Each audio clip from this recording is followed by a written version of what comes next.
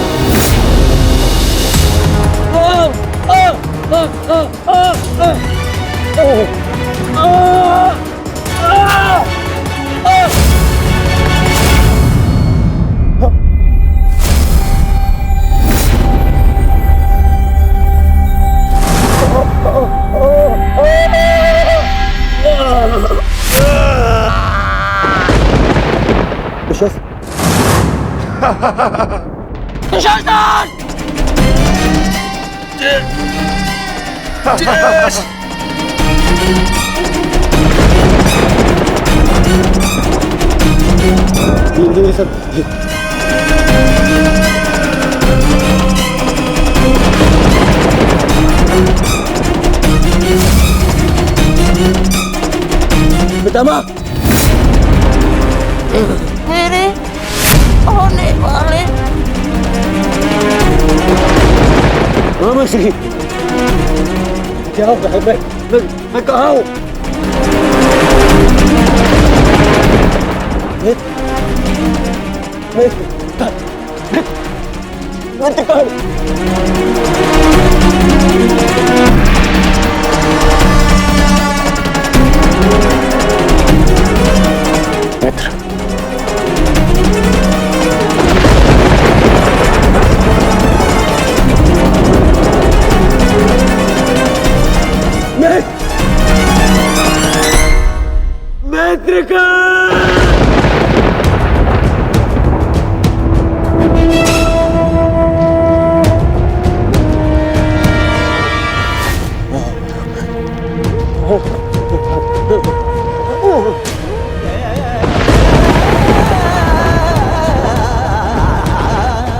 असंभव है ये, असंभव है ये। इसे तुमने ही तो संभव बनाया है दुर्योधन।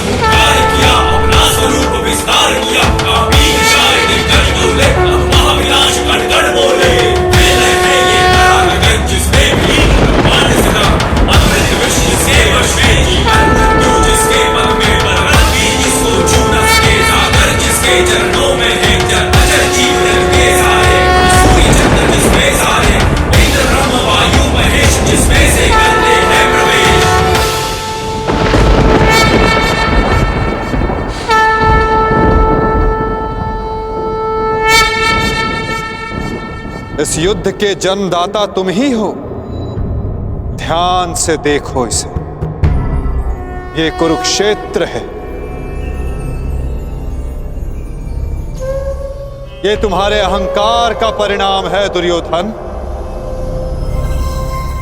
तुम्हारे छल का निष्कर्ष है ये तुम्हारे मद का, तुम्हारे कर्मों का फल है दुर्योधन। ये उस पाप का परिणाम है दुर्योधन जो भरी सभा में याज्ञसेनी के साथ हुआ। ये उस श्राप का परिणाम है जो पांचाली के धधकते हृदय से निकला। देखो मूर्ख, मृत्यु तुम्हें पराजित कर चुकी है और तुम विजय का स्वप्न देख रहे हो।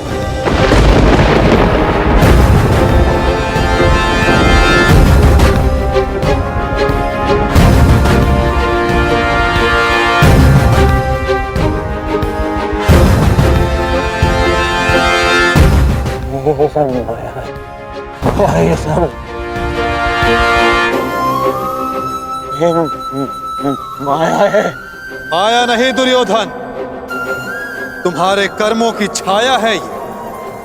यही तुम्हारा भविष्य है, यही तुम्हारा प्रारब्ध, यही अंत है कुरुवंश का। युद्ध की चाह थी ना तुम्हें, महाविनाश देखने की इच्छा थी तुम। ठीक, युद्ध मिलेगा तुम्हें, महाविनाश देखोगे तुम। तुमसे पहले भी बहुत अहंकारी आए और उनका भी अंत मैंने इसी प्रकार किया। मनुष्य क्या, मैं तो सौर मंडल का सृजन और विनाश करता हूं। देखना चाहोगे तो देखो।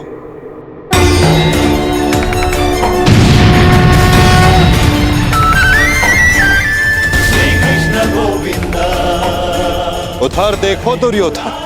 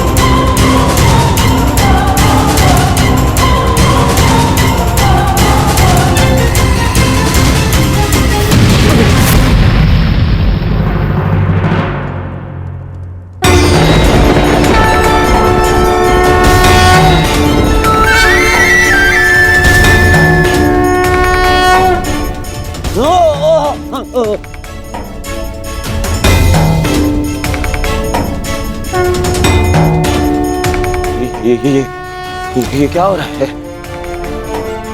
नहीं, ये सब मिथ्या है। ये मिथ्या है। ये मिथ्या तुम्हारा अहंकार है दुर्योधन।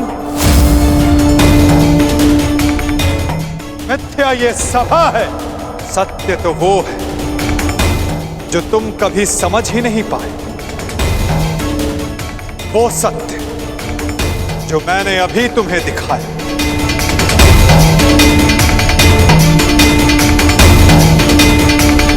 सत्य केवल मैं हूं दुर्योधन, शेष सब मिथ्या। ये सब माया है। तुम साधारण मनुष्य हो और कुछ नहीं हो।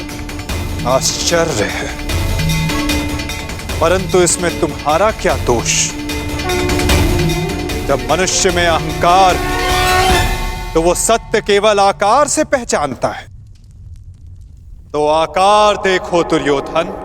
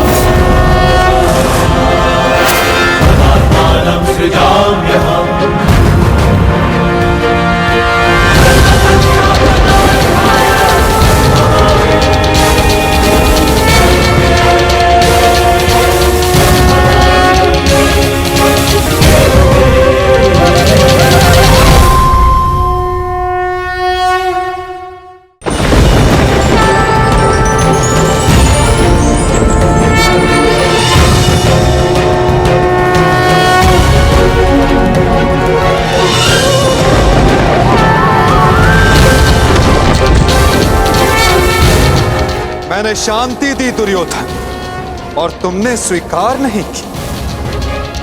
मैंने मैत्री दी, परंतु अपने अहंकार के आगे तुम्हें मैत्री का मूल्य समझ नहीं आया।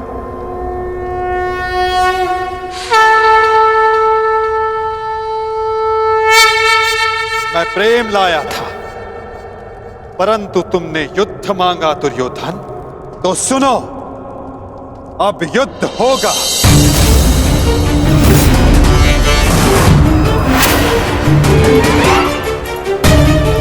मैं जीवन का संदेश लाया था, तुमने मृत्यु का विकल्प चुना। तो मैं मृत्यु दूंगा।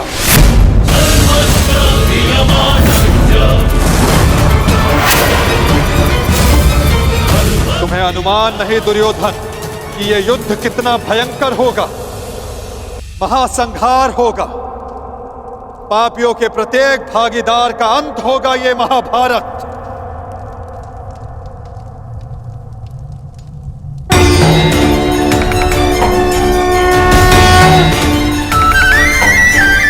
श्री कृष्ण गोविंद हरे मुरारी हे नाथ नारायण वासुदेवा।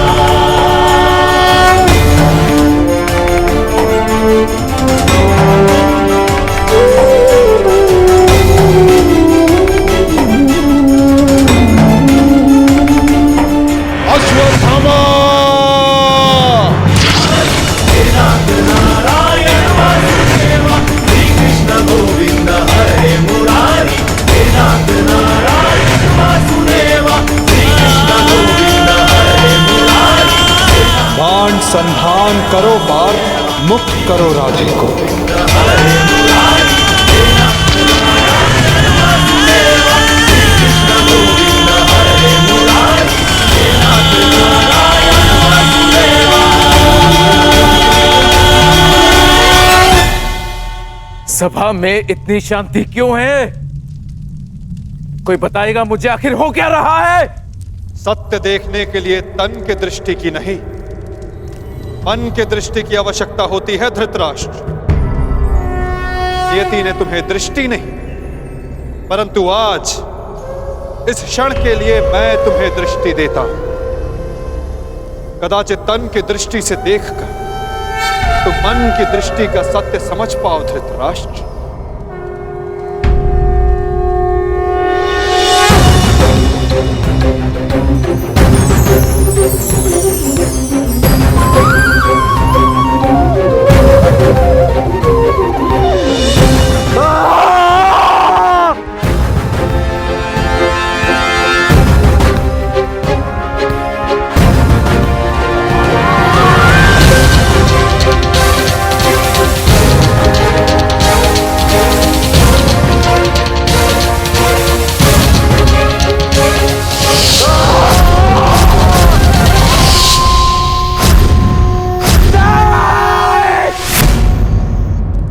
नहीं चाहिए ये दृष्टि मुझे, वापस ले लो। ये क्या अनर्थ दिखा दिया मुझे? वासुदेव, ले लो, वापस ले लो।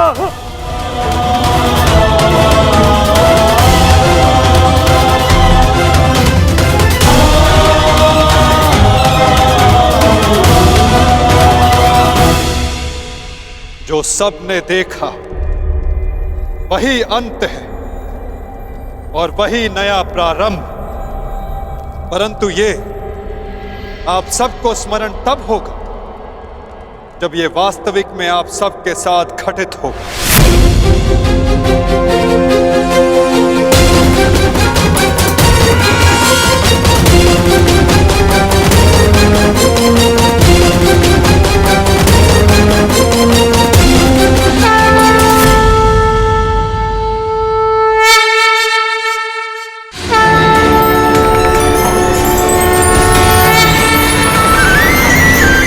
श्री कृष्ण गोविंद हरे मुरारी हे नाथ नारायण वासुदेवा।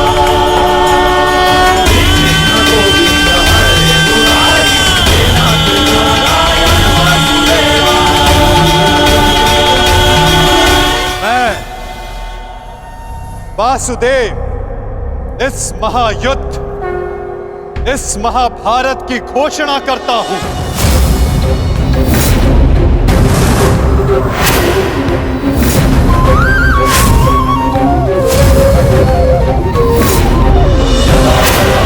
धर्मस्य स्मरण रखना दुर्योधन, तुम्हारे इस अभिमान के साथ साथ तुम भी इस धरा पर ऐसे गिरोगे कि कभी उठ नहीं पाओगे। इस महाहिंसा, इस महाविनाश के उत्तरदायित्व का बोझ तुम अपने साथ दूसरे लोक लेकर जाओगे दुर्योधन।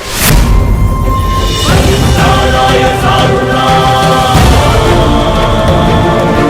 विनाशाय च दुष्कृता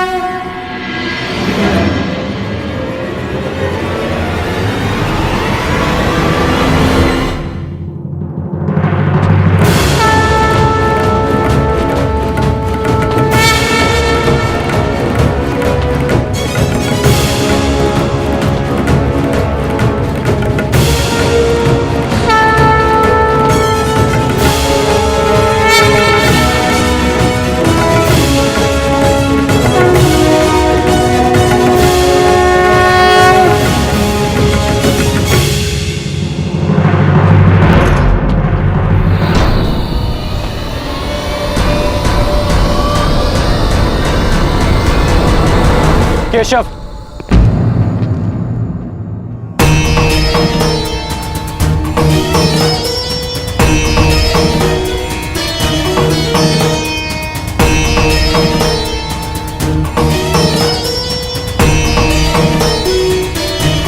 मुझे सदा से भान था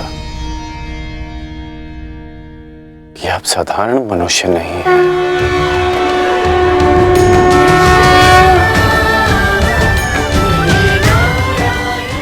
परंतु आज जो मैंने देखा उसके पश्चात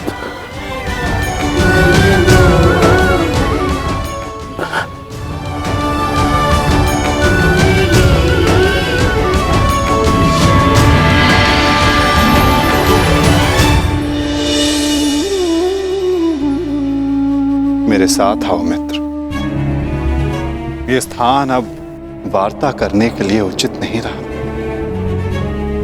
यहां शब्दों का कोई मोल नहीं। यहां शब्द केवल सुने जाते, समझे नहीं जाते। आओ मेरे साथ।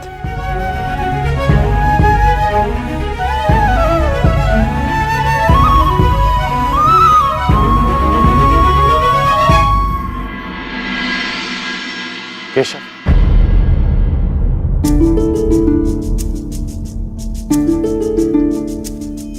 शांति न्याय एक बार आप मेरे सारथी बने थे,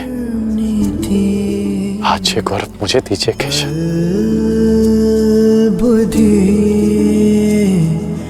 कर्म प्रीति में तुम्हें सारथी के रूप में पाकर गौरवान्वित तो मैं हो जाऊंगा मित्र। कृष्णा कहो या कर्ण कहो, है दोनों एक समान। ठीक है। कृष्णा कहो या कर्ण कहो, है दोनों एक समान।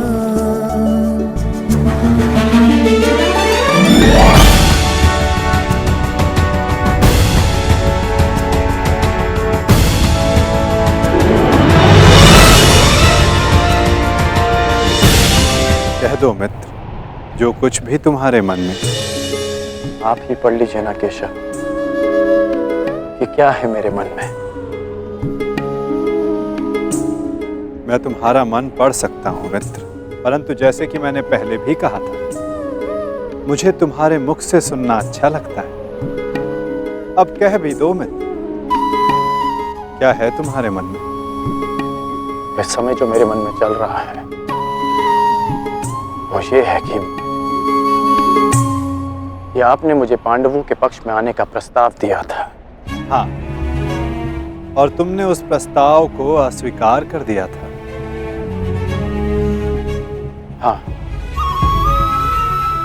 परंतु मैंने कभी नहीं सोचा था कि मेरा ये निर्णय मुझे आपके विपक्ष में खड़ा कर देगा केशव। आपको तो युद्ध का परिणाम पता है ना केशव। किसी अनहोनी के होने से पहले उसका ज्ञात हो जाना क्या वो आपको पीड़ा नहीं देता केशव? मनुष्य संतोष से इसलिए जीता है क्योंकि वो नहीं जानता कि अगले पल क्या होने वाला है। वो नहीं जानता कि वो जीवित रहेगा या वो मर जाएगा। परंतु यदि उसे ज्ञात हो जाए कि अगले पल क्या होगा या वो कब मर जाएगा, तो आपको नहीं लगता कि उसके आने वाले पल भय और चिंता में बीतेंगे?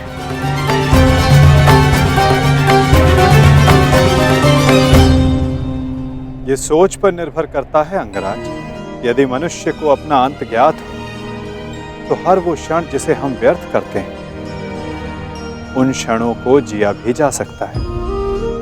इस नदी को देख रहे हो? इस बहती नदी को पता है कि अंततः इसे सागर में जाकर मिल जाना। अधिक ज्ञान पीड़ादायी नहीं होता मित्र। अधिक ज्ञान उचित निर्णय लेने में सहायता करता है। यदि तुम्हें भी भूत और भविष्य का कुछ अधिक ज्ञान होता तो कदाचित तुम भी अधिक न्यायपूर्वक निर्णय कर पाते। आपका मंतव्य यही है ना कि पांडव उचित हैं और दुर्योधन अनुचित?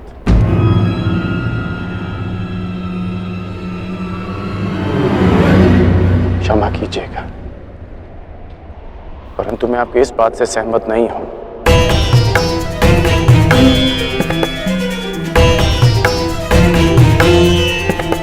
मुझे लगता है केशव कि दोनों अपने अपने स्थान पर दोषी हैं।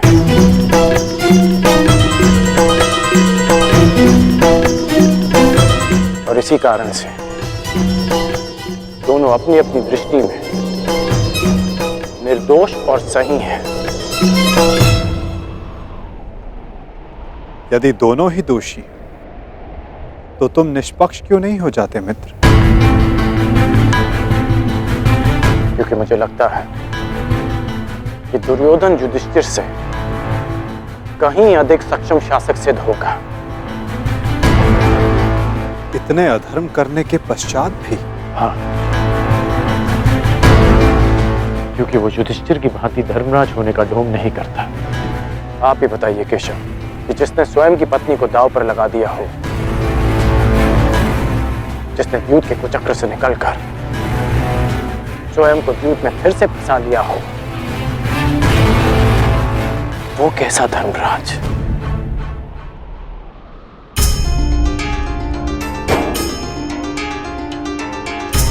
युधिष्ठिर की असमर्थता के कारण। राजकुमार युधिष्ठिर, मेरे शौंड की रक्षा कर लीजिए। मेरा अनुज मृत्यु की भेंट चढ़ गया।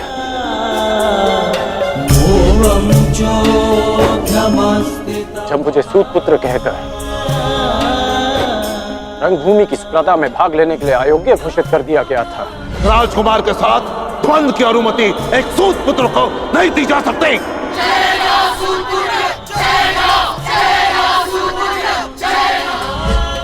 तब भी धर्मराज का धर्म मौन था। ऐसे में दुर्योधन ने मेरा हाथ थामा, जिसे आप अधर्मी कहते हैं। आज मैं अंगराज हूं, परिवर्तन के लिए खड़ा हूं। वो केवल दुर्योधन के कारण केशव। मैंने कहा था ना, यदि तुम्हें तनिक अधिक ज्ञान होता तो तुम उचित निर्णय ले पाते मित्र।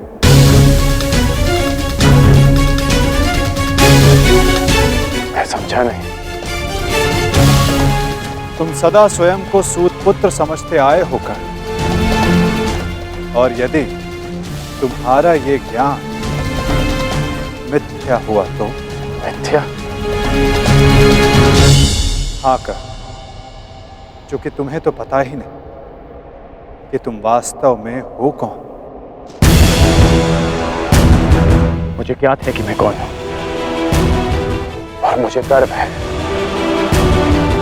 कि मैं अधिरथ पुत्र कर्ण हूं, राधे पुत्र कर्ण हूं, सूत पुत्र कर्ण हूं।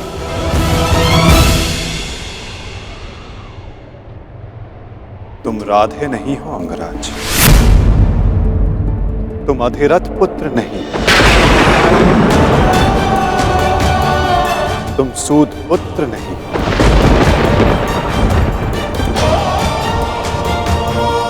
तुमने कभी ये नहीं सोचा कर्ण कि एक सूद पुत्र के शरीर में दिव्य स्वर्ण से मड़ित कवच और कुंडल क्यों है?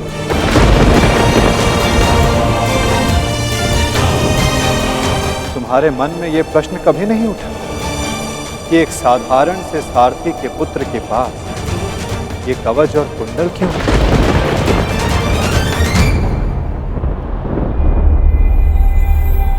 क्या तुम ये सोचकर कभी व्याकुल नहीं होते कर्ण कि तुम शेष से इतने भिन्न क्यों हो? तुम सूर्य पुत्र कर्ण, सूर्य पुत्र कर्ण, सूर्य पुत्र कर्ण, सूर्य पुत्र कर्ण।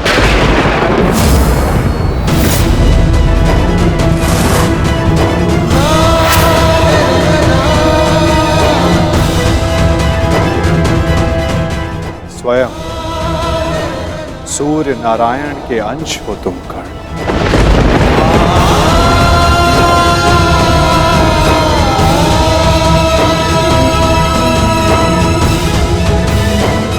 यह सत्य है, मेरे पिता अधिरथ हैं और मेरी माता राधा। सत्य से भागो मत कर, और सत्य यही है कि अधिरथ तुम्हारे पालक पिता हैं। तुम उन्हें गंगा किनारे मिले थे, कभी सोचा नहीं कि क्यों सूर्य का तेज तुम्हारे मुखमंडल पर रहता है? कभी अनुभव नहीं किया मित्र कि क्यों सूर्य का ताप तुम्हारे शरीर पर स्निग्धता का अनुभव कराता है? तब भी समझ नहीं आया तुम्हें जब दिग्विजय करते समय पांचाल युद्ध में क्यों शत्रु पक्ष पर सूर्य देव का ताप बरस रहा था? चूंकि तुम अधिरथ पुत्र नहीं, तुम सूर्य देव का आशीर्वाद हो कर्ण।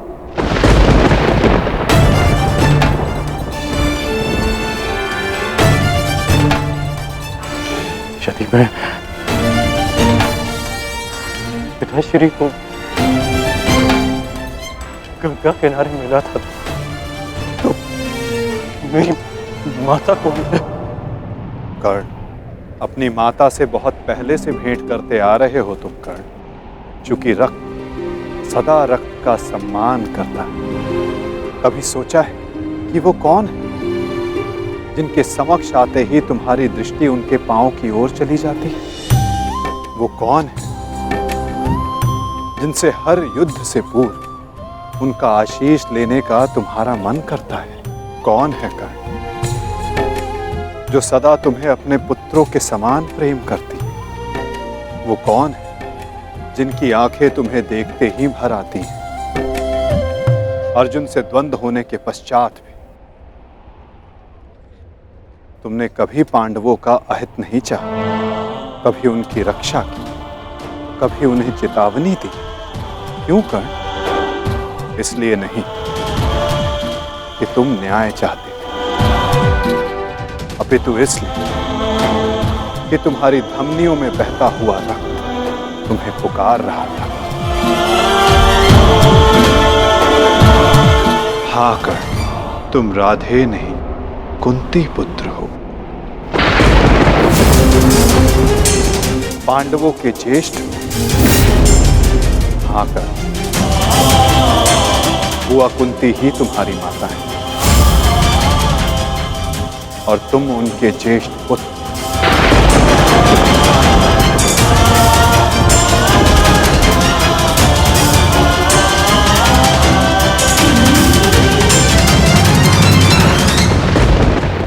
ये सत्य नहीं है। कह दीजिए केशव कि यह सत्य है। आप चाहते हैं ना कि मैं पांडवों के पक्ष में हो जाऊं, अपने मित्र का साथ छोड़ दूं, इसलिए आप मेरे साथ छल कर रहे हैं। हाँ, आप छल कर रहे हैं मेरे साथ। यदि मेरा कथन तुम्हें छल लगता है मित्र, तो जाओ स्वयं उनसे जाकर पूछो जिनके नाम से तुम संसार को अपना परिचय देते हो। भद्र अधिरथ और देवी राधा से जाकर पूछ लो।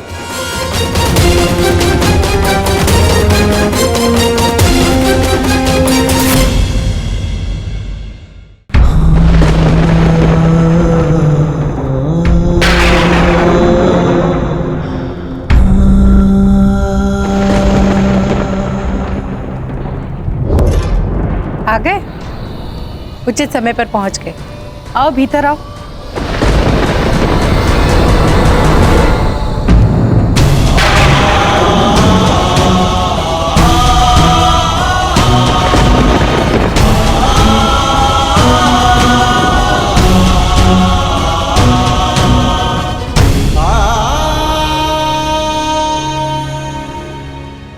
क्या हुआ पुत्र?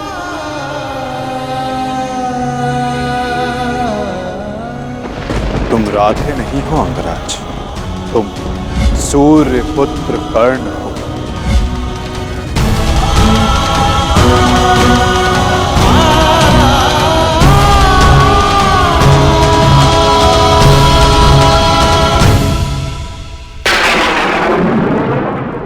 एक बार फिर से पुत्र कहकर पुकारिए ना। पुत्र?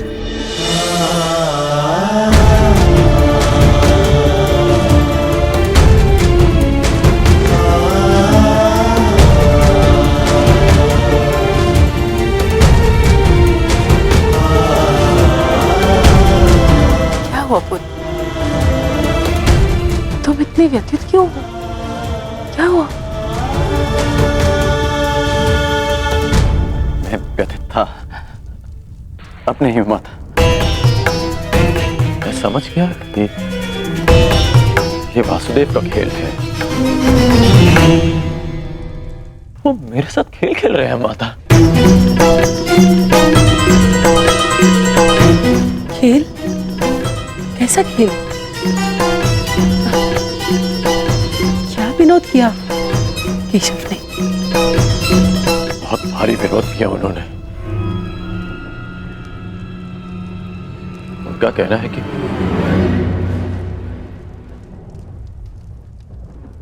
आप दोनों मेरे बालक माता पिता हैं।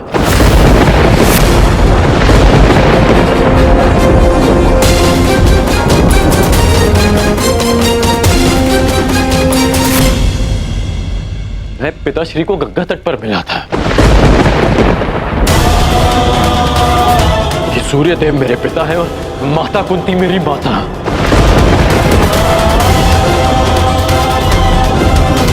परंतु मुझे विश्वास है कि यह सत्य है।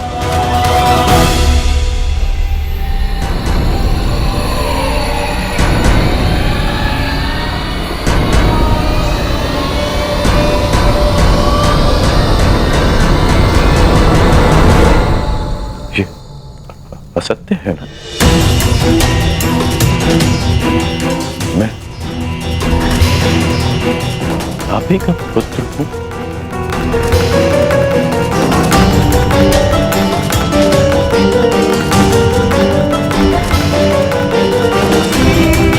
मैं आप ही का पुत्र हूं ना?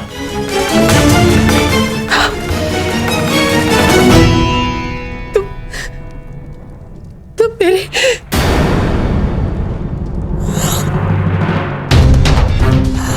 क्या हुआ माता?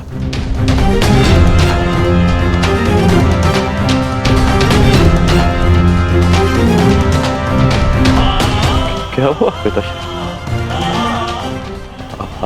आप दोनों मौन क्यों हैं? कहिए ना कि आप ही मेरी माता है। कहिए ना कि मैं आपका पुत्र हूं। कहिए ना कि आप मेरी माता है। कहिए ना कि आप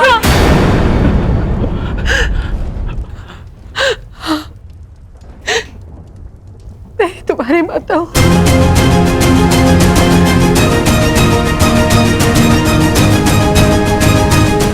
परंतु दात्री नहीं।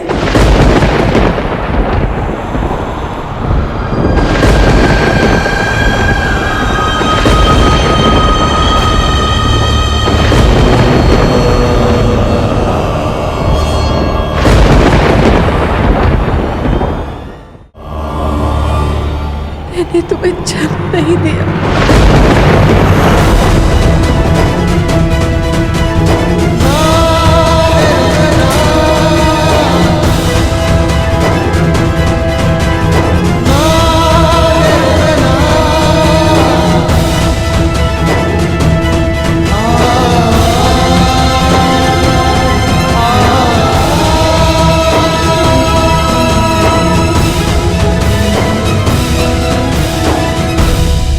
इतने वर्षों से हमने तुमसे ये सत्य छुपा कर रखा कि देवी कुंती तुम्हारी माता है।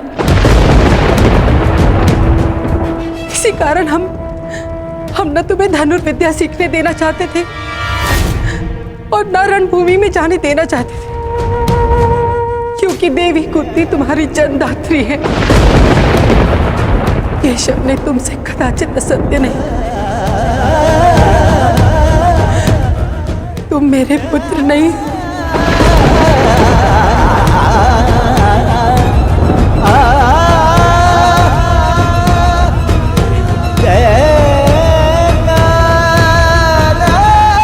मैं तुम्हारी माता नहीं हूं।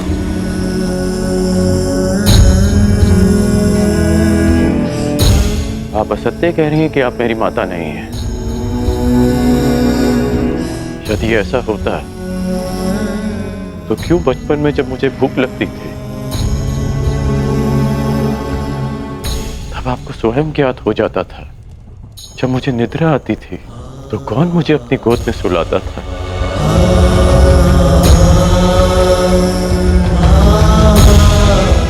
आप ही ना।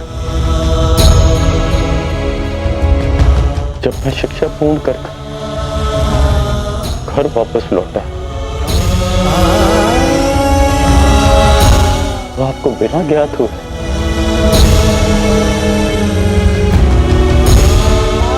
कैसे पता चल गया कि मैं आ गया और आपने अधिक भोजन बनाया?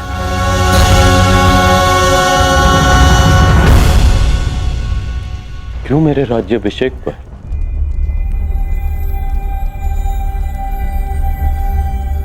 पिताश्री के शपथ देने के पश्चात भी आप मुझे छुप कर देखने आई थी? जब मैं अंग जा रहा था तब क्यों मुझे परिवर्तन का आशीष दिया?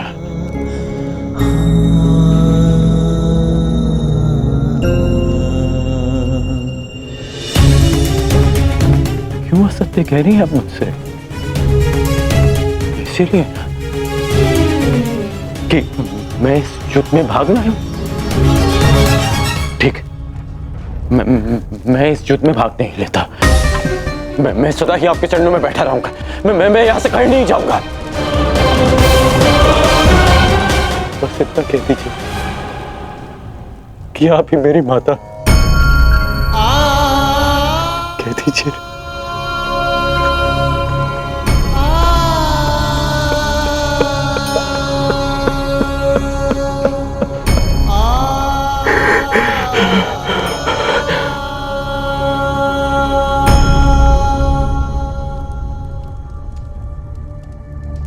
आपके अश्रुओं ने और आपकी चुप्पी ने सत्य सामने ला दिया। धर्मं च लोभं च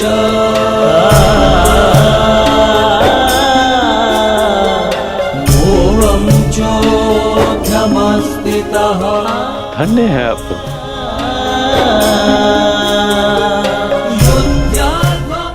किसी और की संतान इतना प्रेम दे।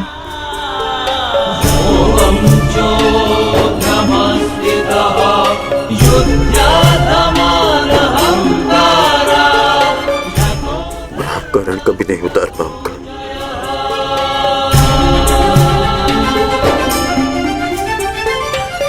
अब मेरा सत्य भी सुन लीजिए। मैं सदा प्राधिकरण ही कहलाऊंगा।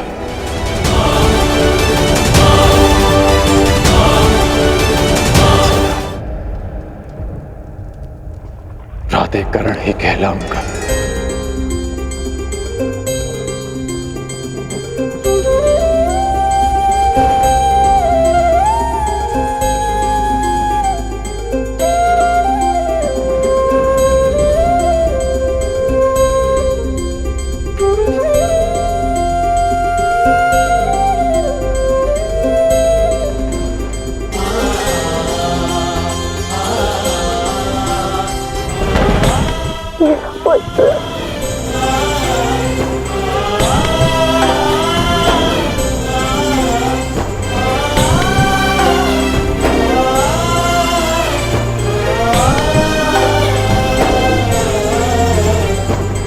कहाँ जा रहे हो पुत्र? उनके पास जो मेरे प्रश्नों से भयभीत होकर छिपकर बैठे हैं, सूर्य देव के पास।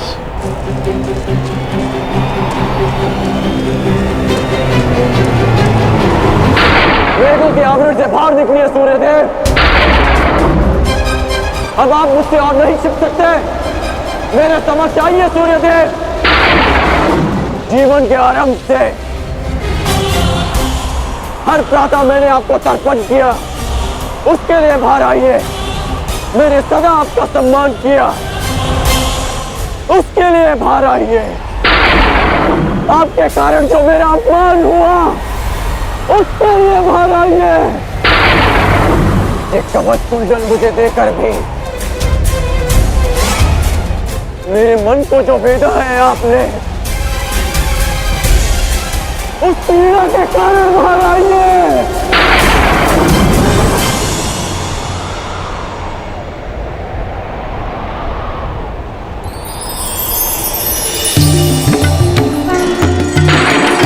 शहरवि सम्प्राप्तः भास्करो लोकपाल।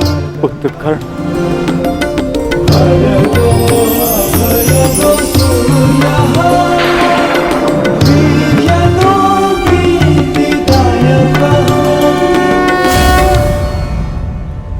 ये तो मैं जान गया कि मैं आपका पुत्र हूं। आगे कहिए सूर्यदेव। पुत्र मैं विवश था, तुम्हारे जन्म के लिए भी और तुम्हारी पहचान छिपाने के लिए भी। महर्षि दुर्वासा ने देवी कुंती की सेवा से प्रसन्न होकर उन्हें यह आशीर्वाद दिया कि वो जिस भी देवता का आवाहन करेंगी वो उन्हें पुत्र देंगे। देवी कुंती बालिका थी, उन्हें लगा कि कहीं ये वरदान मिथ्या तो नहीं, और उन्होंने खेल खेल में मुझे ये आह्वान दिया और वरदान से विवश होकर मुझे उन्हें अपना अंश देना पड़ा।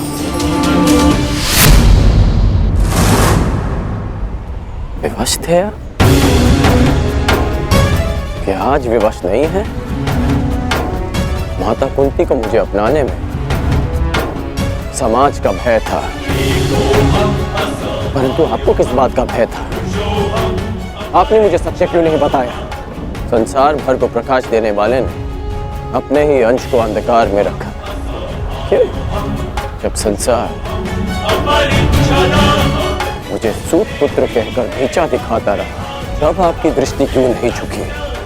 जब सब मुझसे मेरा अधिकार छीनते रहे, तब आपके अहंकार को ठेस क्यों नहीं पहुंची? क्यों तब तक आप मेरी प्रतीक्षा करते रहे, जब तक मुझे स्वयं ज्ञात नहीं हो गया कि मैं आपका पुत्र हूं? क्यों मुझसे सत्य को दूर रखा आपने? क्यों?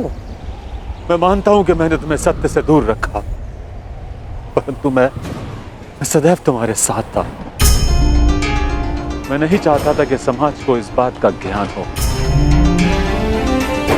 मैंने तुम्हें ये कवच और कुंडल इसलिए दिए ताकि तुम अपने हृदय को और भी अधिक बलशाली बना सको।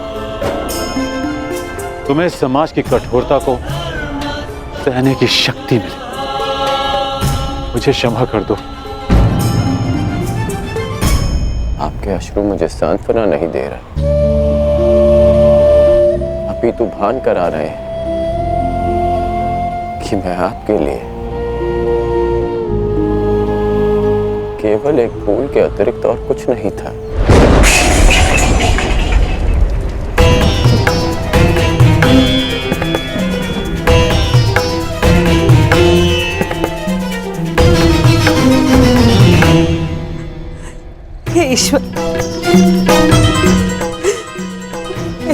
बुआ की सहायता करना।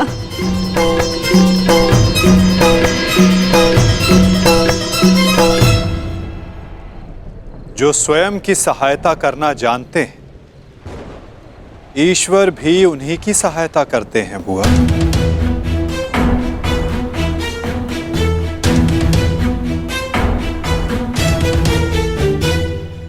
मैं सदा आपकी पूजा करता रहा, आपको तर्पण देता रहा, और भविष्य में भी मैं ऐसा ही करूंगा। मैं सदा आपका सम्मान करूंगा, क्योंकि मेरे लिए आप सदैव सबसे शक्तिशाली रहे। मेरा मन मलिन है आज, परंतु मेरे मन में आपके प्रति कोई मेल नहीं। एक बार अपने मुख से आपके जाने का समय आ गया है। कल प्रातः आपको सबके जीवन को अंधकार से निकालना। विश्राम कीजिए पिताश्री। कल्याण हो तुम्हारा। ऐसी अवस्था में भी तुमने अपने पिता को तृप्त किया। धन्य हो तुम दानवीर कर्ण।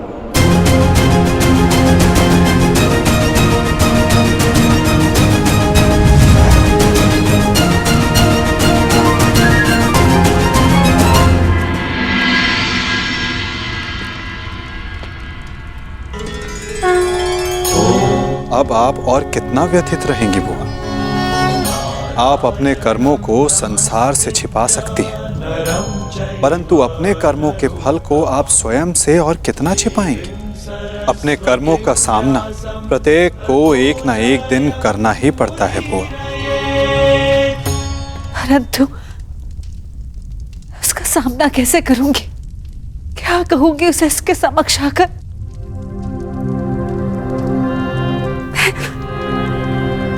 मैं कैसे उसे समझाऊंगी कान्हा? क्या ये सब इतना सरल है? यदि सब कुछ इतना सरल होता तो जीवन जीवन नहीं होता बुआ। मनुष्य को अपने भय का, अपने अतीत का सामना करना ही पड़ता है, और ये भेंट जितनी शीघ्र हो, मन से बोझ उतनी ही शीघ्र उतर जाएगा बुआ। जाइए बुआ, समय आ गया है सत्य का सामना करने का। समय आ गया आपको आपके ज्येष्ठ पुत्र से मिलने का।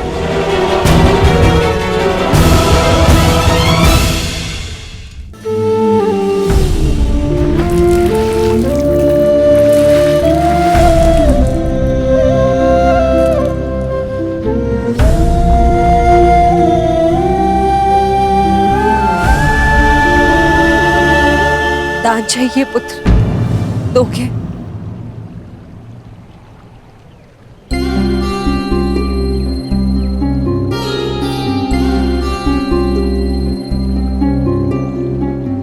सुना है, प्रातःकाल सूर्य को अर्घ्य देते समय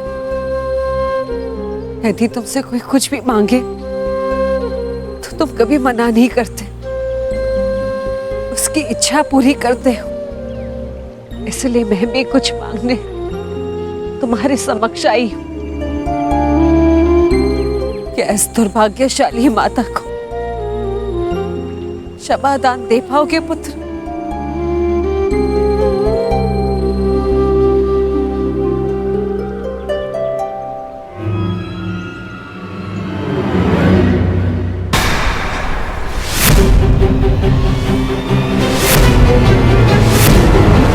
क्षमा प्रार्थी तो मैं हूँ राजमाता। राजमाता सब मत कहो पुत्र। क्यों? क्या अनुचित कह दिया मैंने? ये कि सत्य जानने के पश्चात भी मैं आपको राजमाता क्यों कह रहा हूं? मैं आपके गले क्यों नहीं लग रहा? आपके चरण स्पर्श कर आपको माता और जननी क्यों नहीं पुकार रहा हूं? कहिए, क्या अनुचित कर रहा हूं मैं राजमाता? मैं आपको माता कहकर इसलिए नहीं पुकार रहा क्योंकि यह आपका कर्म फल है। आपने भी तो इसी भांति वर्षों तक ऐसा ही व्यवहार किया मेरे साथ, आशीष दिया, परंतु कभी अपना पुत्र कहकर नहीं पुकारा, अश्रु बहाए परंतु कभी मुझे गले से नहीं लगाया, कभी मुझे ममता नहीं थी। और आज वही माता मेरे समक्ष प्रेम जताने के लिए आ गई है। अधिकार का भाव कर्तव्य पूर्ण करने से मिलता है। आपने अपना कर्तव्य कभी पूर्ण नहीं किया, आज अधिकार जताने क्यों आ गई? मुझ पर आरोप लगाने से पूर्व मेरी व्याथा तो सुन लो पुत्र। मैं विवश थी जब तुम्हारा जन्म हुआ, मैं अविवाहित थी पुत्र। क्या करती मैं, मुझे तुम्हें त्यागना पड़ा। विश्वास मानो पुत्र, अनजाने में हुए अपराध का बोझ मैं आज तक अपने कंधे पे लिए हूँ।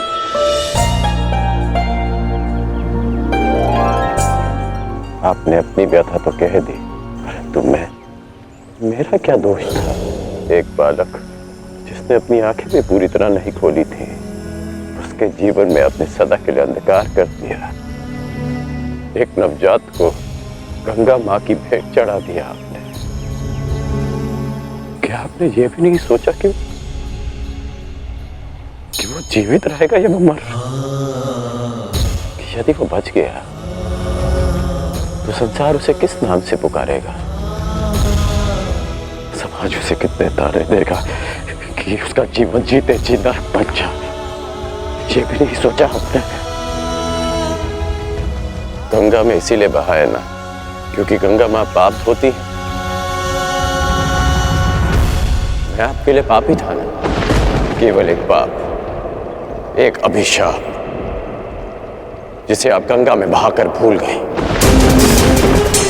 आश्चर्य की बात यह है कि कभी आपने मुझे खोजने का प्रयास नहीं किया, कभी ये जानने का प्रयास नहीं किया कि मैं जीवित हूं या मर गया। आपको पता है कि जब भी मैं आपके समक्ष आता था, आपको प्रणाम करता था, तो एक विचित्र स्नेह, एक अनोखा बंधन अनुभव करता था मैं। क्या आप कभी ऐसा अनुभव नहीं करती थी? तुम मेरे ही पुत्र हो, इसका ज्ञान मुझे रंगभूमि में हुआ, परंतु फिर भी आप मौन थी। ये जानने के पश्चात में आप समझा कि तब आपके समक्ष एक और प्रश्न आकर खड़ा हो गया कि युवराज पद की होड़ में प्रदा कर रहे अपने सारे पुत्रों को कैसे बताएं कि जिसके कुल का वो अपमान कर रहे हैं वो उनका ज्येष्ठ भ्राता है। हस्तिनापुर के समक्ष यह सत्य कैसे बताएं कि मैं आपकी प्रथम संतान हूं? बोलिए राजमाता, कि आज अचानक क्या हो गया? ऐसा मत कहो पुत्र, मैं नहीं चाहती कि मेरे पुत्र एक दूसरे का रक्त बहे। मुझसे सहन नहीं होता पुत्र, मुझसे सहन नहीं होता। समझ गया कि आप यहाँ मेरे लिए नहीं, अर्जुन के लिए आई, कि आप मुझसे क्षमादान मांगने नहीं, अर्जुन का जीवन दान मांगने आई। आप यहाँ इसलिए आई कि मैं अर्जुन का वध ना करूं। ऐसा मत कहो पुत्र, मैं नहीं चाहती कि मेरा कोई भी पुत्र एक दूसरे का वध करे। ठीक है, समस्त हस्तिनापुर के समक्ष ये स्वीकार कर सकती हैं कि मैं आपका ज्येष्ठ पुत्र हूं।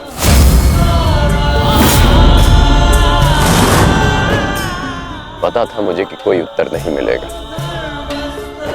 मेरे जीवन पर अनेक बार संकट आया, तब आपकी ममता नहीं जागी, परंतु आज जब अर्जुन के जीवन पर संकट आया तब आप अपनी लज्जा, अपना सम्मान सब भूलकर मेरे पास आ गए।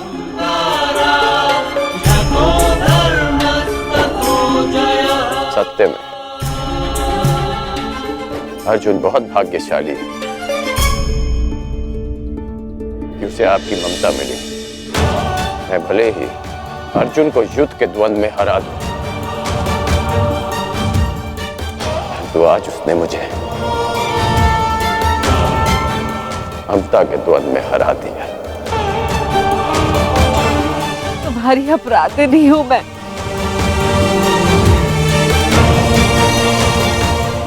इस अपराध बोध को और मत बढ़ाओ। इस युद्ध में भाग मत लो पुत्र। अपने अनुजों से युद्ध मत लड़ो पुत्र। बस एक बार कह दो कि तुम मेरे पुत्र हो कर्ण। हाँ, मैं आपका पुत्र हूं।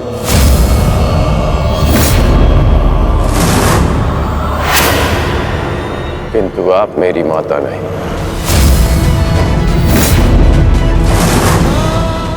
सदा स्मरण रखिएगा राजमाता कि इस सूत पुत्र की माता का नाम राधा है। मैंने अवश्य कौन्तेय बनकर जन्म लिया, परंतु संसार मुझे सदा राधे कर्ण के नाम से जानेगा। मैं सूर्य पुत्र कर्ण हूं, किंतु मेरे पिता का नाम अधिरथ है। मुझे स्वयं को सूर्य पुत्र के स्थान पर सूत पुत्र कहने में अधिक गर्व अनुभव होगा। आप माता हैं अर्जुन की, सभी पांडवों की, क्योंकि आपने उन्हें पाला पोसा, बड़ा किया, प्रेम दिया। और आश्चर्य की बात तो यह है कि आप आज भी उन्हीं की माता बनकर इस सूत पुत्र राधे कर्ण के पास आई हैं, यह आश्वासन पाने कि आपके पुत्र सुरक्षित रहे। मेरे द्वार पर आए किसी भी याचक को रिक्त हाथ लौटने नहीं दे सकता मैं। राजमाता, मैं आपको रिक्त हाथ लौटने नहीं दूंगा। मैं वचन देता हूं कि इस महाभारत के पश्चात आपके 5 पुत्र जीवित रहेंगे, केवल 5। यदि अर्जुन ने मेरा वध किया तो भी, और मैंने अर्जुन का वध किया तो भी। यदि अर्जुन मेरे हाथों वीर गति पाता है तो मैं सब कुछ छोड़कर आपके पास आ जाऊंगा। मैं वचन देता हूं कि अर्जुन के अतिरिक्त आपके किसी पुत्र का वध नहीं करूंगा मैं।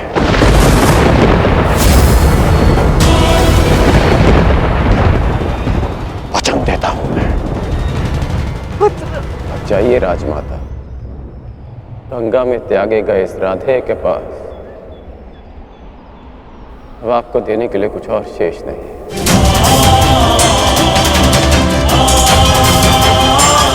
रही बात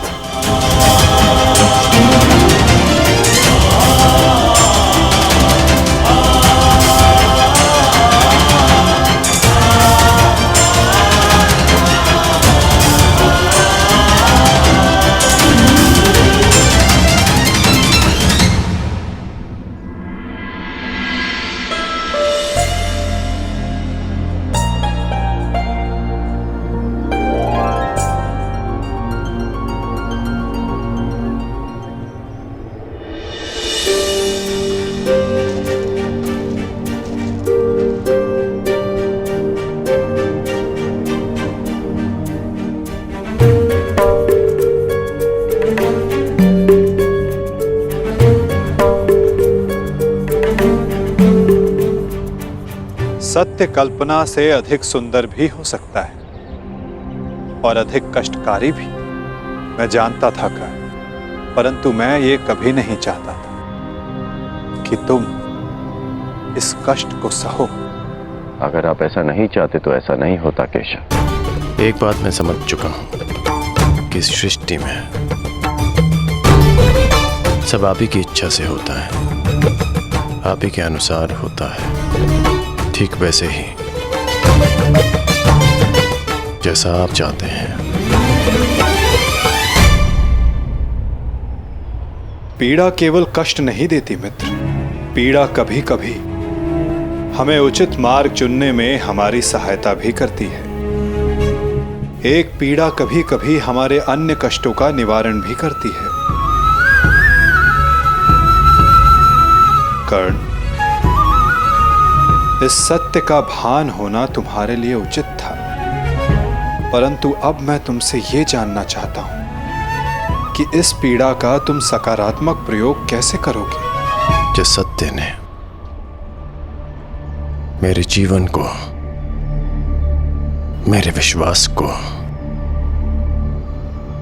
नकारात्मकता से भर दिया,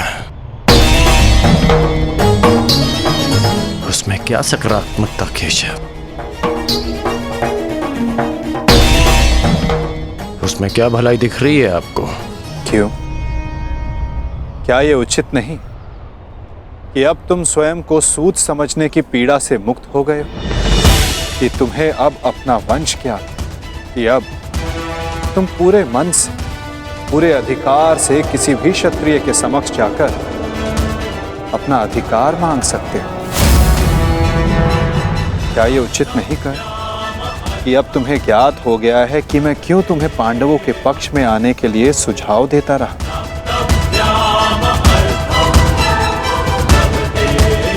एक सत्य संसार बदल सकता है, और अब तुम्हारा संसार बदल चुका है मित्र। तो क्या ये श्रेष्ठ नहीं कि तुम अपना पक्ष और निर्णय दोनों बदल दो? तुम सबसे ज्येष्ठ कौन्तेय होकर अर्जुन, भीम, युधिष्ठिर, इन सबसे ज्येष्ठ, और मुझे ये मानने में कोई संकोच नहीं कि तुम अर्जुन से अधिक श्रेष्ठ हो, परंतु ये दो शक्तियां, ये दो भाई विपक्ष में क्यों मित्र? यदि तुम और अर्जुन एक पक्ष में हो गए तो सृष्टि की कोई भी शक्ति तुम दोनों के समक्ष छोटी पड़ जाएगी।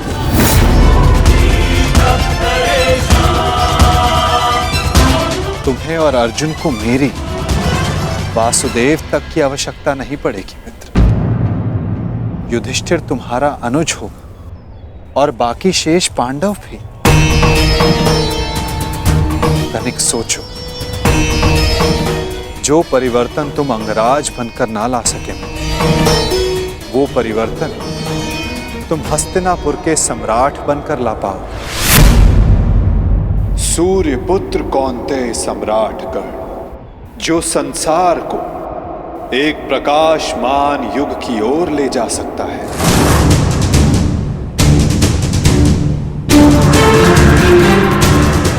मैं केवल तुम्हारे भविष्य की बात नहीं कर रहा हूं कर्ण, मैं उस भविष्य की बात कर रहा हूं जिसकी हस्तिनापुर को आवश्यकता है। इस संसार को, इस मानवता को आवश्यकता है, और यही सबके हित में है मित्र।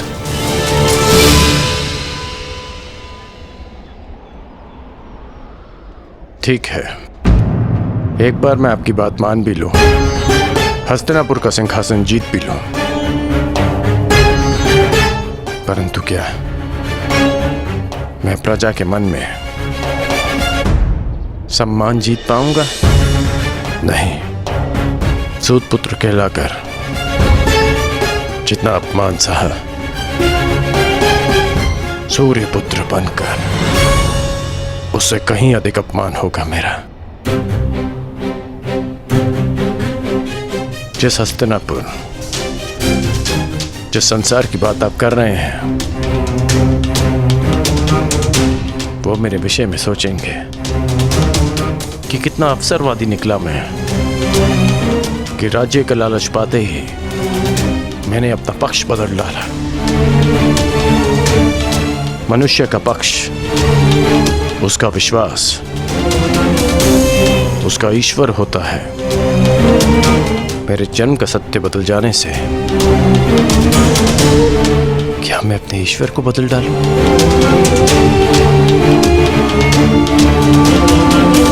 और अर्जुन, क्या ये उस महान धनुर्धारी का अपमान नहीं होगा? और युधिष्ठिर, जिसने 13 वर्ष वन में काटे, क्या ये उसके अधिकार का हनन नहीं होगा? और दुर्योधन का क्या? दुर्योधन की मित्रता ने वट वृक्ष बनकर मुझे संसार के ताप से बचाया, मुझे छाया दी। और जो वृक्ष छाया देता है उसे काटा नहीं जाता, उसकी रक्षा की जाती है। धिक्कार होगी मुझ पर यदि ऐसा विचार मेरे मन में भी आया।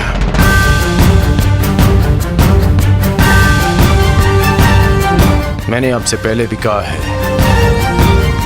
कि मैं जन्म में नहीं, कर्म में विश्वास रखता हूं। मैं कुल, वंश, जाति में नहीं, कौशल और पुरुषार्थ में विश्वास रखता हूं। जब मेरी जन्म माता ने मुझे त्यागा तो एक सूत ने मुझे पाल पोस के बड़ा किया। जब कुल और वंश ने मुझे फेंक दिया तब मेरे कौशल ने मुझे उभारा। जब मेरे संबंधियों ने मुझे पहचानने से अस्वीकार कर दिया तब दुर्योधन की मित्रता ने मुझे संभाला। सच कहूं तो आज मैं पहले से भी कहीं अधिक दुर्योधन का ऋणी हो गया हूं। और आप कह रहे हैं कि मैं अपना पक्ष बदल लूं?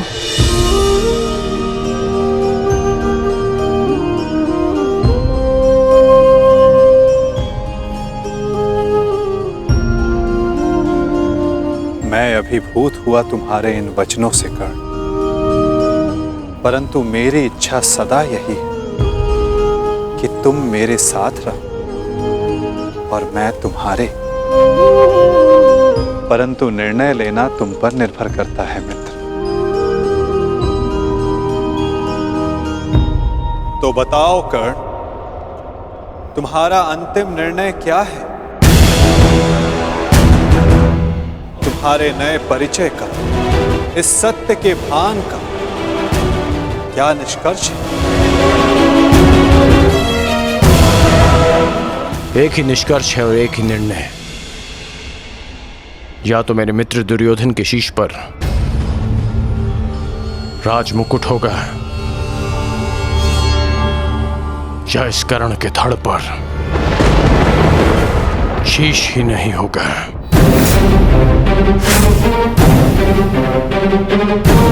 इसके अतिरिक्त और कुछ संभव नहीं है केशव।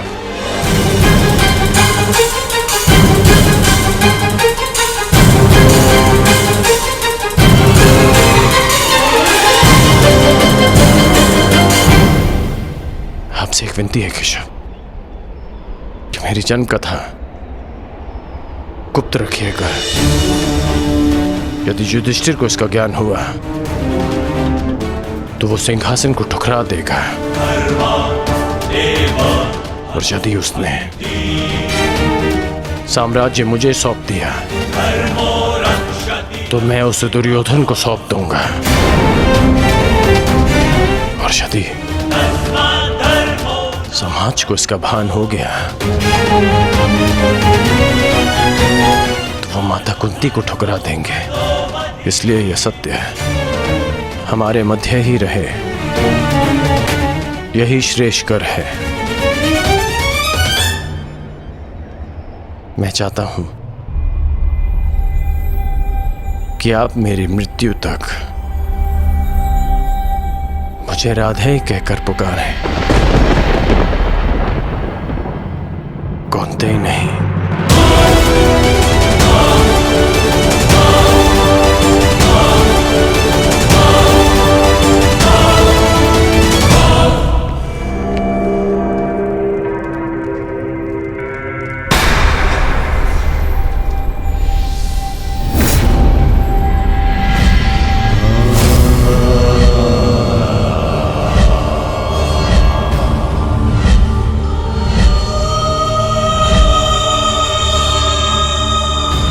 यही तुम्हारा भविष्य है, यही तुम्हारा प्रारब्ध, यही अंत है कुरुवंश का।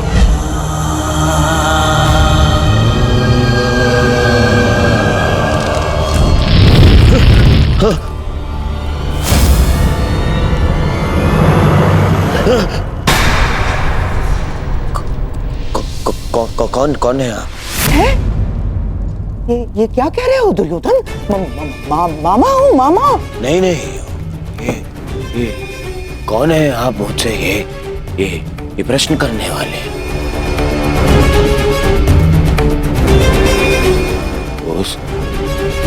उस छली ने, उस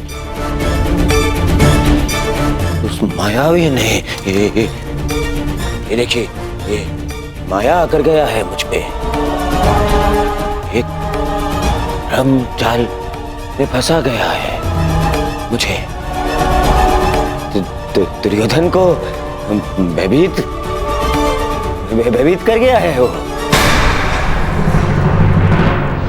और आप भी वहीं थे, हाँ? आपने क्या किया? अब खड़े खड़े मेरा अपमान देखते रहे। देखो दुर्योधन, तुम भूल रहे हो, वो मैं ही था जिसने उस वासुदेव को बंदी बनाने की योजना बनाई थी। मैं ही था वो। वही तो।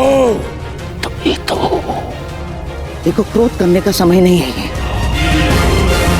और तुम्हारा ये क्रोध मुझ पर बाद में करना, समझ गए? पहले इस बात से अवगत हो जाओ कि हस्तिनापुर में क्या घटित हो रहा है।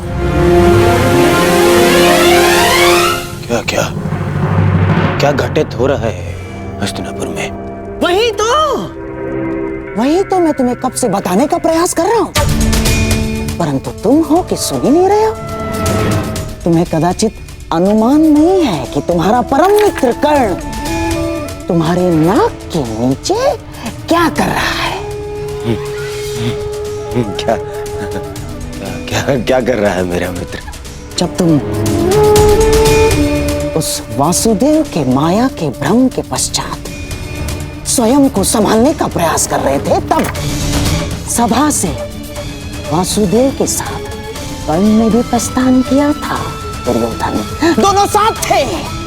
दोनों साथ थे। हाँ।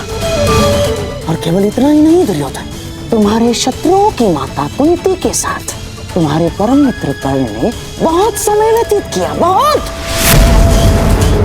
कहीं ऐसा तो नहीं दुर्योधन कि उस छलिए वासुदेव की माया में फंसकर कर्ण पांडवों के पक्ष में? ऐसा हो सकता है ना दुर्योधन? नहीं, ऐसा नहीं हो सकता। ना, हो सकता है। नहीं, मुझे ये कर्ण से मिलना है। इसी शाल मिलना है कर्ण से।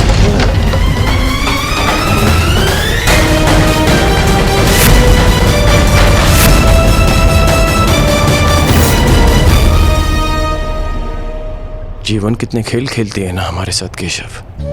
जीवन भर जिसका वध करना चाहा, जिसे युद्ध में हराना चाहा,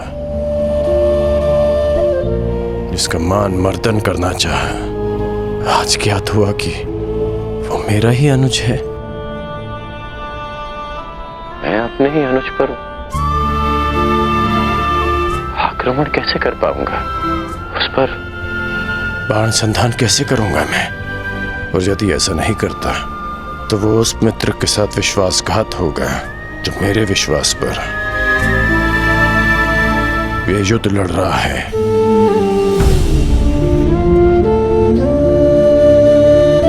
क्यों नियति हमारे साथ ऐसा खेल खेलती है?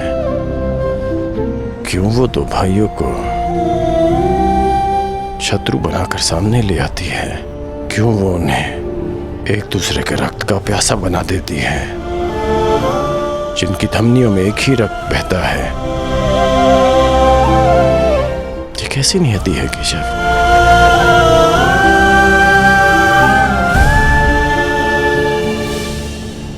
ये नियति नहीं मित्र, ये चुनौती है, ये एक परीक्षा है, या ये कहो स्वयं को सिद्ध करने का अवसर है। इतनी कठिन परीक्षा, इतनी कठोर चुनौती, इतना पीड़ादायक अवसर। मनुष्य अपनी परीक्षा नहीं चुनता कर्ण, ये परीक्षा है जो स्वयं अपना पात्र चुनती है। ये चुनौती है जो परखने के लिए स्वयं अपना पात्र चुनती है कवचधारी वीर। माटी के तट नदी की धीमी धारा के किनारे होते हैं और कठोर पाषाण को नदी के वेग से लड़ना होता है। एक सामान्य पाषाण को हथौड़ी और छेनी की मार सहनी होती है, परंतु जिसे हीरा बनना हो उसे धरती के भीतर गहन दबाव और ताप को सहना होता है। माला बनने के लिए अपने हृदय को सुई से भिदवाना होता है। प्रकाश देने के लिए स्वयं को जलाना होता है। बांस सब होते हैं कर्ण, परंतु बांसुरी बनने के लिए तन पर घाव खाना पड़ता है।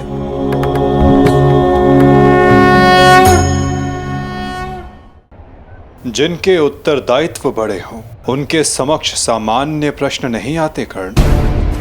जिन्हें युद्ध की हुंकार भरनी होती है उन्हें लाक्षागृह की अग्नि से निकलना होता है।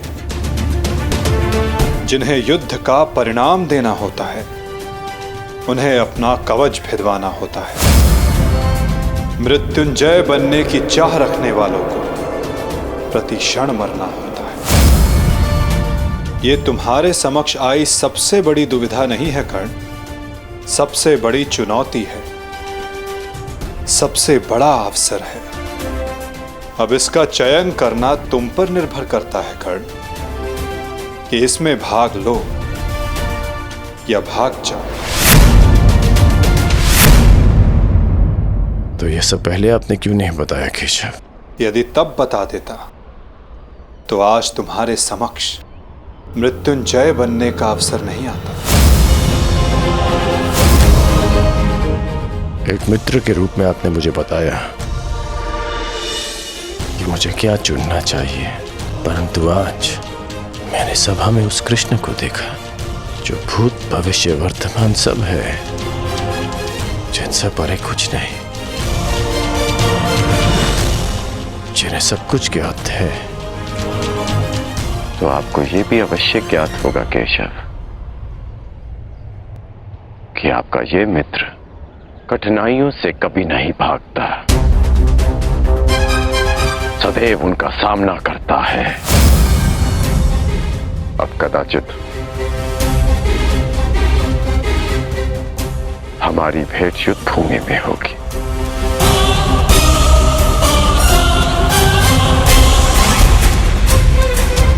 प्रणिपात केशव।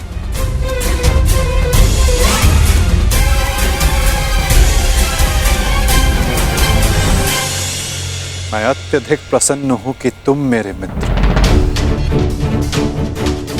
मैंने सदैव कहा है और आज पुनः कहता हूं, तुम अद्भुत हो, तुम महान, तुम एक महान मित्र हो, एक महान पुत्र और एक महान पिता हो। तुम इस युग की मानवता के महान रत्न होकर राधे कर।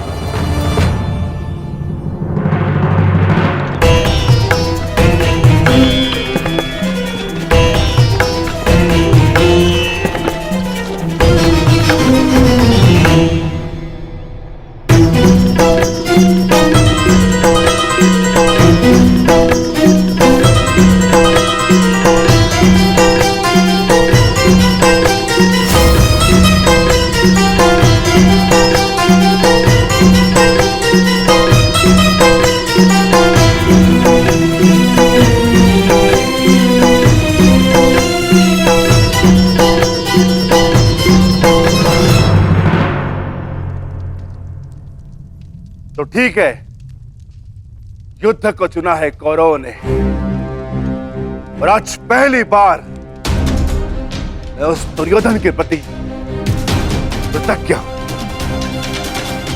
क्योंकि उसने वो चुना है जो मैं स्वयं चाहता था।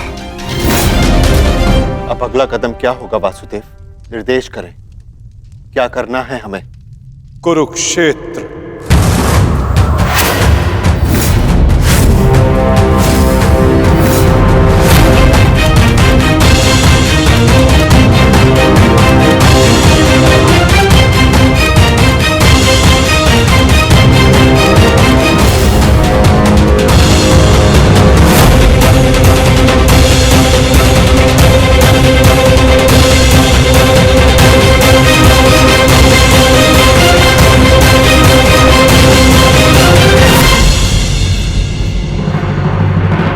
शांति प्रस्ताव इस अग्नि में जलकर भस्म हो चुका है। अब संपूर्ण भारत कुरुक्षेत्र की अग्नि में जल। अब वार्ता करने का समय नहीं रहा, अब समय है महासमर, समय है महाभारत का।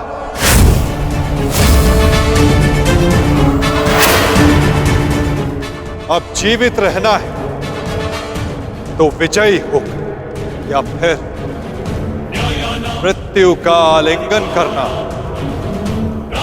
अब समय आ गया कि याज्ञसेनी के खुले केशों का प्रतिकार किया जाए।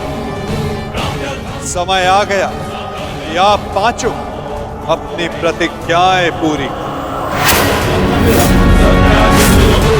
अब समय आ गया कि संपूर्ण भारतवर्ष को पाप मुक्त किया जाए।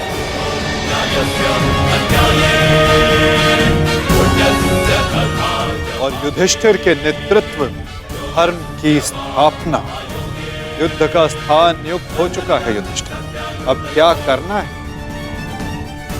इसका निर्णय तुम्हें स्वयं करना होगा युधिष्ठिर। हमें शीघ्र ही यहां से प्रस्थान करना होगा।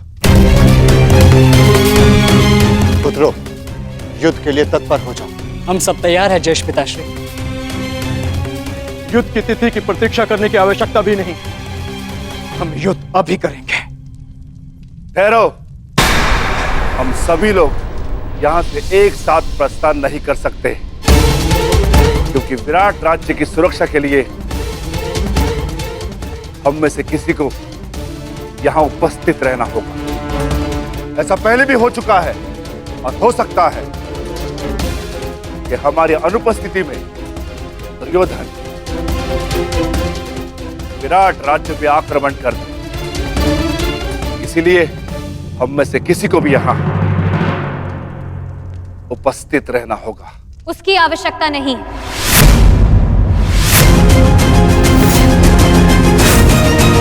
यहां कोई नहीं रहेगा, हम सभी एक साथ चलें।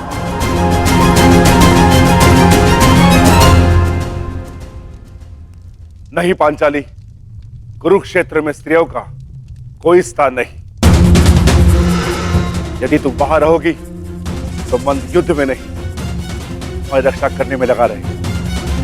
तुम्हारा कुरुक्षेत्र में जाना उचित नहीं। उचित तो मेरा द्यूत क्रीड़ा भवन में जाना भी नहीं था आर्य,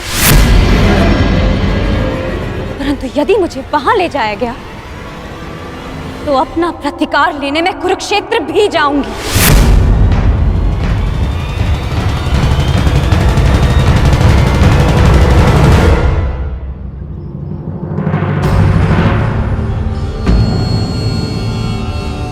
कल रात्रि ही तो आए हो पुत्र, अभी जा रहे?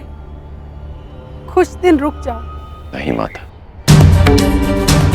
मुझे हस्तिनापुर जाना होगा। युवराज दुर्योधन को कुछ बताना आवश्यक है। क्या कारण? वही जो वो नहीं जानते, मेरा अतीत।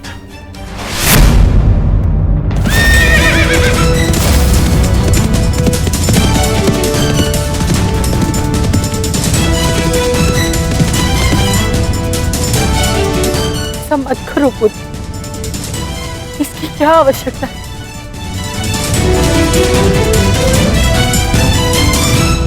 आवश्यकता है माता, आवश्यकता है। आपके लिए ये जानना आवश्यक है कि ये कर्ण केवल आपका पुत्र है। मैं सदा राधे था और सदा राधे ही रहूंगा। और युवराज दुर्योधन के लिए ये जानना आवश्यक है कि जिस कर्ण को उन्होंने पांडवों के विरुद्ध सबसे घातक अस्त्र समझा था, वो कर्ण पांडवों का ही ज्येष्ठ है।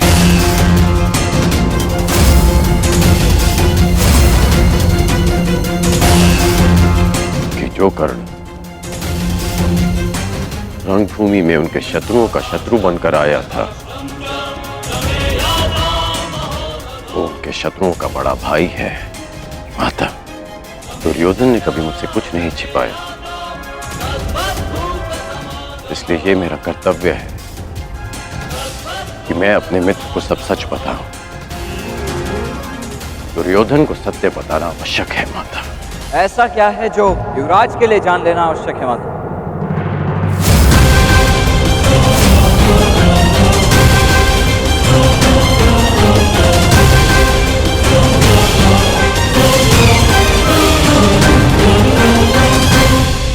कुछ नहीं वृषेण, तुम्हारे पिता युवराज को ये बताना चाहते हैं कि इस युद्ध में तुम उनकी ओर से भाग लोगे।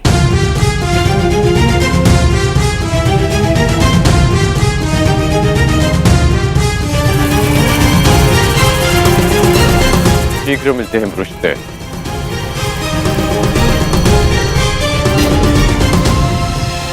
प्रणिपात माता।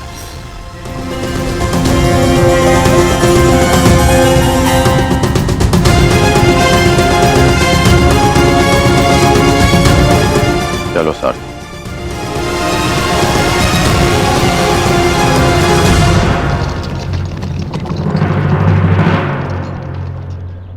सखी उचित कह रही है विकोदर।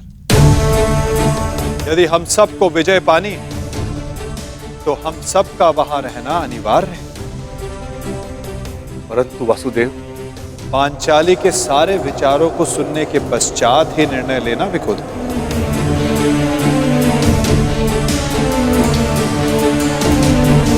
परंतु ये उचित नहीं। पांचाली, तुम कुरुक्षेत्र क्यों जाना चाहती हो? क्योंकि आर्य, यदि हम सभी वहां उपस्थित होंगे तो एक दूसरे की सहायता कर सकते हैं।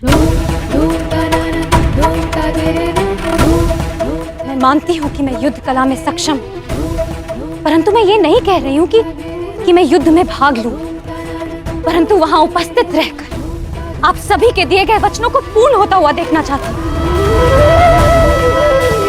मैं वहां इसलिए जाना चाहती हूं कि जब उस दुशासन की छाती से रक्त बहे तो मैं अपने केशों को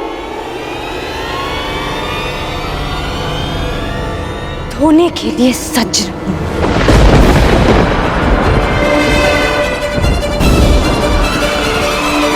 और जब दुर्योधन की मृत्यु निकट हो तो वो मेरी आंखों में देख सके और उसे हमेशा स्मरण रहे कि उसे दंड मिला है, वीर गति नहीं।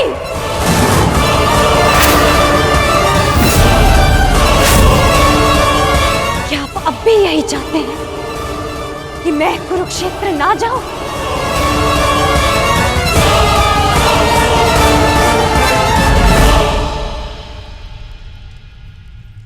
कुरुक्षेत्र के लिए कूच का आदेश दीजिए केशव। अब कौरवों का संहार निश्चित है।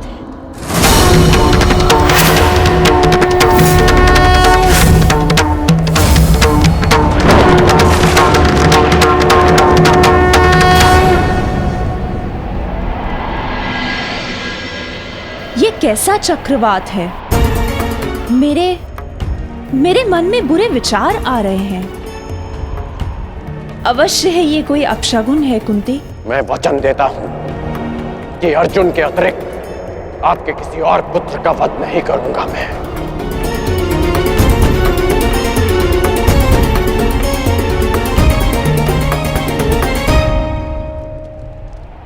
अब और नहीं, मुझे सत्य बताना ही होगा। सत्य? कैसा सत्य?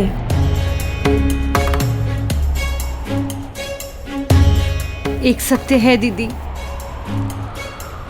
जो मुझे आपके समक्ष स्वीकारना है। एक ऐसा सत्य जो मैंने आप सबसे छिपाया है। कैसा सत्य? परंतु स्मरण है वो मंत्र जो मैंने दुर्वासा ऋषि से सीखा था? हाँ, मुझे स्मरण है, परंतु आज अचानक उसकी बात क्यों ले बैठी?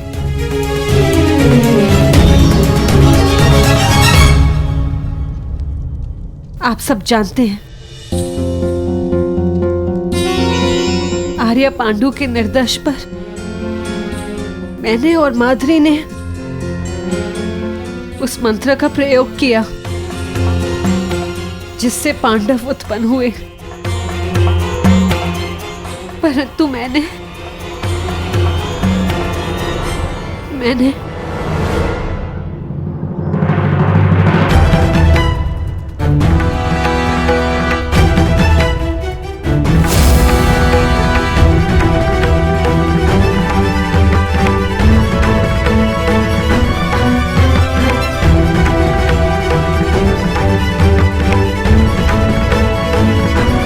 कर्ण यहाँ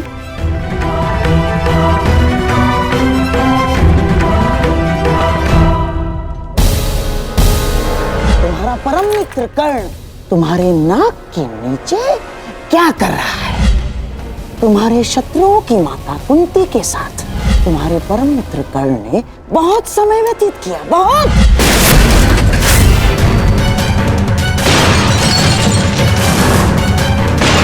दुर्योधन, दुर्योधन देखो, देखो, शांत हो जाओ, अपने क्रोध को काबू में रखो। दुर्योधन, दुर्योधन, ये क्या कर रहे हो तुम? मैं प्रस्तुत हूं।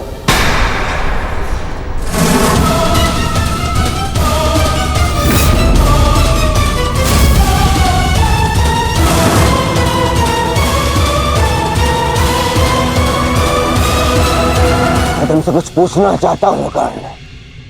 मैं भी तुम्हें कुछ बताना चाहता हूं। मेरी परिस्थितियां बदल गई हैं, समीकरण बदल गए हैं, पहचान बदल गई। ठीक कहा तुमने, ठीक कहा तुम।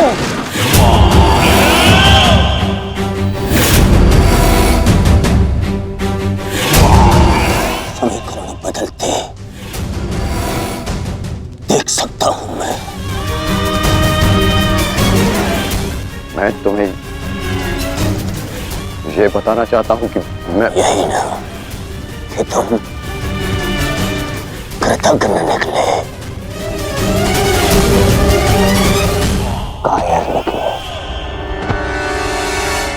चलिए निकले।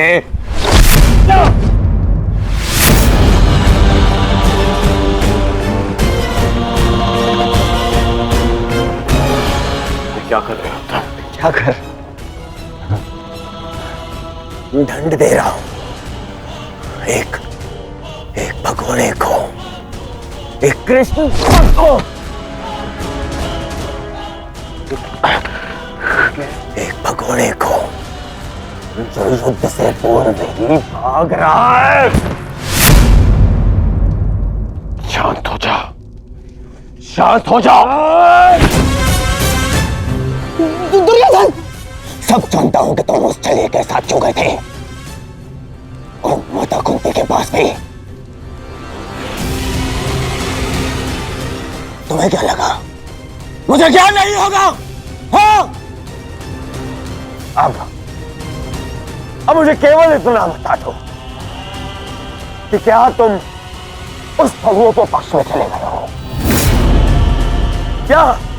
क्या नया षड्यंत्र ला रहा है वो छलिया मेरे विरुद्ध? बताओ मुझे कर्ण। क्या हो गया है तुम्हें? ऐसा कुछ नहीं है और न कभी हो सकता है। मैं अपने मित्र का साथ छोड़कर कभी नहीं जाऊंगा। झूठ! झूठ बोल रहा है ये दुर्योधन, ये झूठ बोल रहा है। मैं झूठ नहीं बोल रहा हूं और आपने फिर से षड्यंत्र रचना शुरू कर दिया गांधार राज। हाँ तो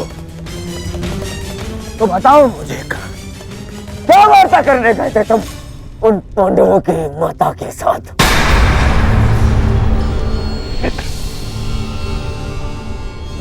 मैं बताती हूँ दुर्योधन।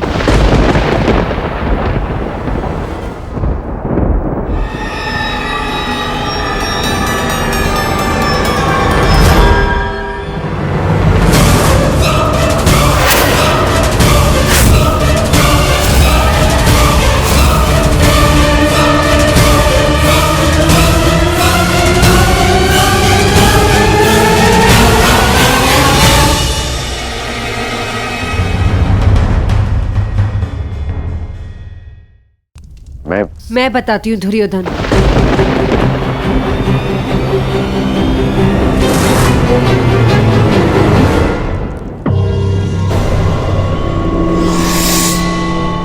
अब तो माता कुंती भी है ही, तो बताओ मुझे कर्ण, मेरी शत्रुओं की माता ने क्या योजना बनाई है? क्या क्या क्या षड्यंत्र रचा है?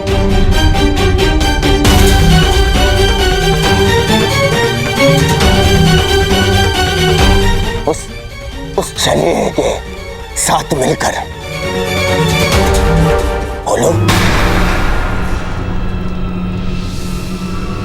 बताओ मुझे कर्ण, क्योंकि इतना तो निश्चित है कि मेरी शत्रुओं की माता ने जो भी योजना बनाई होगी वो मेरे लिए शुभ नहीं होगी।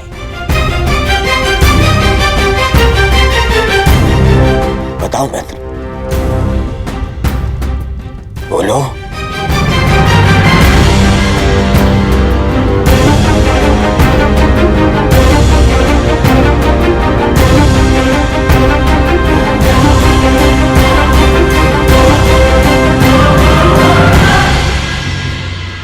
आप बताइए काकेश्वरी, क्या ये चल क्या रहा है? क्या छल करने का, किसी और का अधिकार को अपने नाम पे कर लेने का गुण आपने उन पांडवों से सीखा है या फिर उन पांडवों को ये गुण आपसे विरासत में मिला है?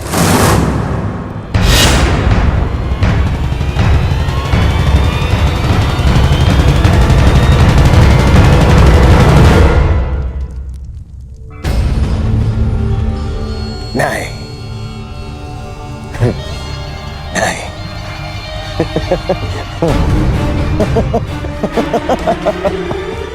मैं भी कितना मूर्खतापूर्ण प्रश्न कर रहा हूं। उन पांडवों ने छल करना तो आप ही से सीखा होगा। आपने भी तो वही किया, छल किया आपने अपने पति के साथ, अपने कुल के साथ। जिन्हें संसार पांडु पुत्र मानता है वो तो पांडु के पुत्र है ही नहीं।